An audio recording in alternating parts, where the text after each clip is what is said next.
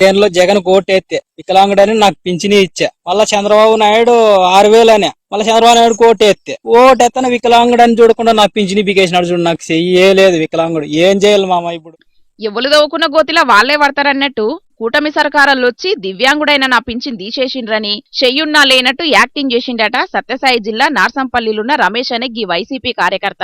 కూటమి సర్కారోళ్లను బద్లాం చేసేనికే వైసీపీ సర్కార్లా నాకు దివ్యాంగుడు పింఛన్ ఇచ్చిండ్రని, గిప్పటి సర్కారోళ్లు కావాలనే నా పింఛన్ తీసేసిండ్రని వీడియో తీసి సోషల్ మీడియాలో పెట్టే వరకు మస్తు గరమైండ్రు అడున్న టీడీపీ కార్యకర్తలు. అసలుకు గిన్న దివ్యాంగుడే కాదు, చేతులున్నా లేనట్టు యాక్టింగ్ చేసి ఫేక్ వీడియోలతోని సర్కారోళ్లను బద్లాం చేస్తుండని అదివరకు డ్యాన్సులు చేసుకుంటా తీసిన రీల్స్ ను మొత్తం బయట పెట్టే వరకు గిన భాగవతమంతా బయటపడ్డది. అయితే ఏపీలా కూటమి సర్కార్ అంచినాక కావాలనే కొందరు పనిగట్టుకుని సర్కార్కు చెడ్డ పేరు తీసుకురావాలని అడ్డమైన వీడియోలతోని దుష్ప్రచారం చేస్తుండ్రని అడున్న టీడీపోలు పోలీసులు కంప్లైంట్ చేసిండ్రట.